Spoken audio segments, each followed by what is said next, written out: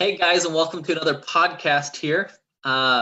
Today's topic, very exciting. One simple system to capture and address every issue in your business. Just wanted to note that we had great response to the last podcast. I even had somebody say they watched it twice. So must have hit a nerve and been good. As always, any questions or comments, leave them below or send me an email at inspired@hestonglenn.com. Look forward to more fan mail and questions as we go forward. As you're going through this business development process, as you are starting to put systems into place, there's really only two ways to fail. Failure to put pen to paper, if you aren't taking notes, if you aren't writing things down, or typing them up and saving them, however it works for you, you aren't going to get super far. Literacy is an amazing thing. You could go through history and it's just an amazing thing that once things were written down, systems started to come into place. I mean, you can look at cultures and they lasted for thousands of years and didn't change because they had certain central documents, certain central things that could be communicated even after everyone was dead. And that's exactly the kind of process you're doing in your business. Is the exact same thing, setting up the culture and the rituals, so to speak, for your business to succeed. So if you won't take the time to turn it from your head and your heart into something on paper or on a screen, you're going to fail. It's just not going to happen. It'll be really amazing if you can figure out how to reproduce and do just right something in some sort of an oral tradition. I'll be shocked. And then secondly, to review everything that you've written down, that needs to be at least monthly, and act upon the things that require your action. So this is a really simple system that's designed to keep track of all of the issues that you've been running into over and over again. So if you remember back to the podcast where we talked about daily reports, at the end of every day, you're supposed to ask yourself the question and write it down. What went well today? What could have gone better? And with the what could have gone better, if it's the same thing day after day after day after day, or a lot of the time, that's when it needs to make it into this system, which is called the master plan. Master plan. Failure to plan is a plan for failure.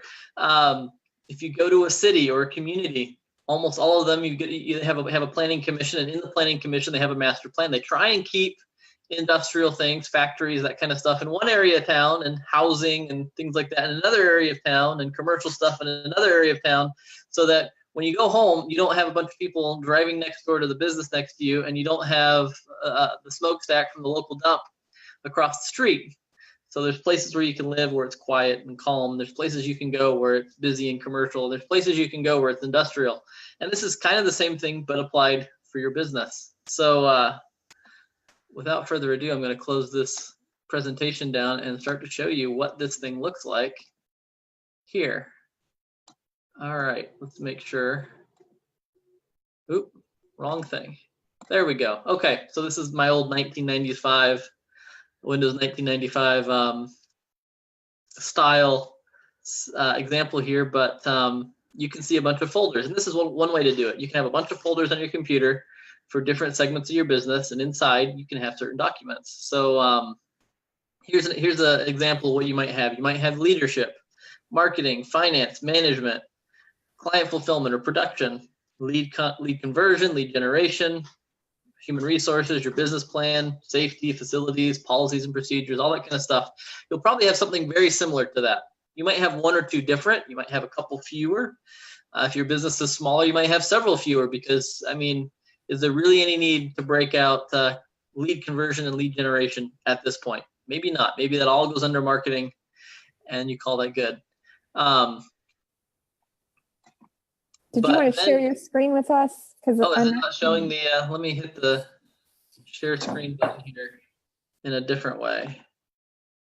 Thank you for the heads up there. All right. Sure. Here, now you should be able to see it. Okay, so we'll hold on that for just a second. Already explained that. Now, can you see this, or do I need to hit share again? Nope, we can see it. Great. Thanks. Okay, so this is a great way to do it. This is really simple. I mean, who doesn't have access to Microsoft Excel, or if not that, then a Google Drive with a Google spreadsheet? So this is a way you can do it really cheap, free, easy. There might be better ways. I thought that maybe a company wiki might be a fantastic way to do something like this, because it's great that you have access on your computer to this this record of all your systems as well as your systems. But if you change anything, then you have to mail it out to everybody else, email it out, or if it's physical copy, mail it out, and everybody has to update their manual. Whereas if you had a wiki, it could all update all across all at once. I remember Tom told me that when he was a senior vice president at Bank of America, at least a certain portion of every day, at the beginning of every day, was opening their operations manual, pulling out all the stuff that had gone obsolete overnight, putting in the new systems.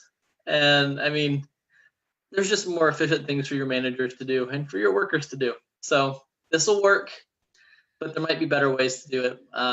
Even at the very least, a Google Doc where everything's all in one database and shareable by people. But to go over this, so basically, you have foundation, or the subcategory. So leadership, or if you go down further, management, market research, etc.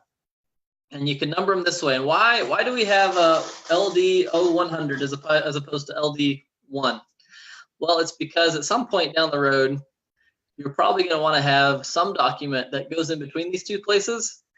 You don't know what it is. You don't know how many it'll be.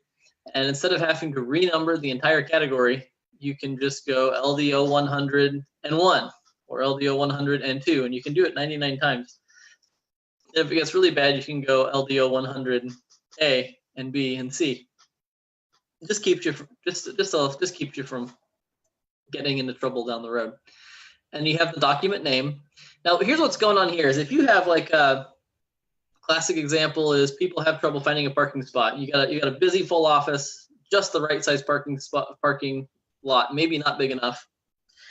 And so you write down, maybe under the document name to start, you don't write down what it's called, like the mission statement or the parking or assigned parking, but maybe you write down the name of the issue. It's people are coming late because they can't find a parking spot, and when you have your monthly meeting, which we'll talk about probably this Friday, you can go, everybody's having trouble finding a parking spot. Who wants to take responsibility for finding a solution to this, creating a system, and we'll pop it in here. And we have, I don't remember who did this, but it's really kind of interesting how they did it almost biblically in some way. They have like the Genesis and the Revelation. So Genesis is, whose idea was it in the first place to make the system? And the Revelation is, who finished it up most recently? And then you can have the date started and the date completed and the date implemented. Now, what's important here is it lets you know where in the process new systems are. Also, you have next review date. The world changes. That's pretty obvious, right? So at least once a year for most systems, you ought to go through and review and just take 5 seconds or 15 seconds for most systems. Some are going to take maybe an hour or two, but most systems, it's just like, is this still applicable? Are things still the same? Like in a year, there's a good chance you're going to have 1 or 2 employees leave, 1 or 2 employees start, and your parking lot's going to need a new assigned thing. And maybe instead of assigning it by name in the future, you assign it by number, so you never have to go back and do it again. Whatever. You'll also have cross references. Why would you have cross references? Well, for example, your unique selling proposition, your tagline for your business. That is a piece of leadership. It's a statement of values. It's a statement of what you're about, what mission you're on as a company. It's also a marketing material. It also might go under policy and procedures as letterhead. And so you need to have a cross-reference. So instead of having 3 or 4 documents that have to be changed every time, you have one that's just referenced here under the cross-reference. And that's it, guys. It's really simple. So to sum up, at the end of every day, with the daily report that we talked about before, you're asking yourself, what went well? Great. What could have gone better? And whatever could have gone better, if it's systemic, if it's happening to lots of people all the time, or if it's not happening very often. There was a case, there was a company I was working for where weather was bad for a couple of weeks, and we couldn't get payroll out on time a couple times because we couldn't get power for the computers. So it was such a big issue, and it's Michigan. Come on, it's winter 6 months a year here. we put into place like a battery pack for the main computer that was used for payroll, so that if it ever happened again, we could run the computer and the printer. And we even set up a way where we could run it remotely if we couldn't get into the office because the roads were closed, so people could get their paychecks.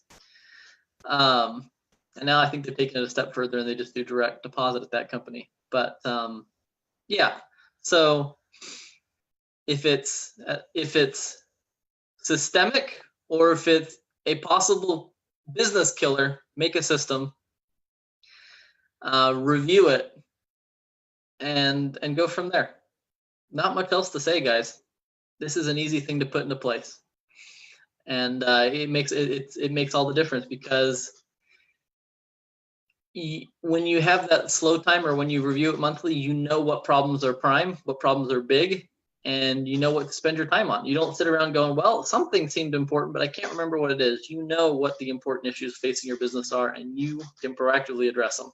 So without further ado, I think we're done here. But next Friday, look forward to telling you about the monthly business development meeting that you hold as a company with everyone in your company, and why that's way more productive than having them do an hour of work. So until then, we'll see if Tammy has any comments.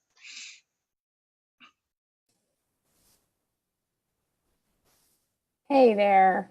Hey. So yeah, love this.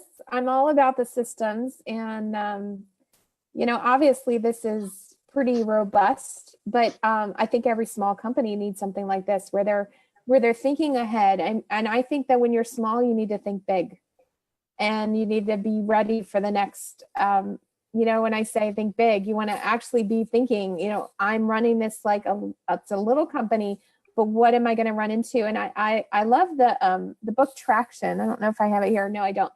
The book Traction, it actually talks about when you're at the beginning of your company that you have like an org chart, and every company at the very beginning has a finance department, a marketing sales department, and an operations department, administration operations. So you have to really put yourself really in all those seats when you first start your company, because you're running all those things. And it helps you really understand. And I love what you're doing with this, because I think it's the combination of the two, is that you're saying, basically it's in that spreadsheet. You're putting all those departments down there, and then you're saying there's problems in these departments. What could the problem be, and how can I address it? How can I get over it? So that could be done in a simple way when you're just small.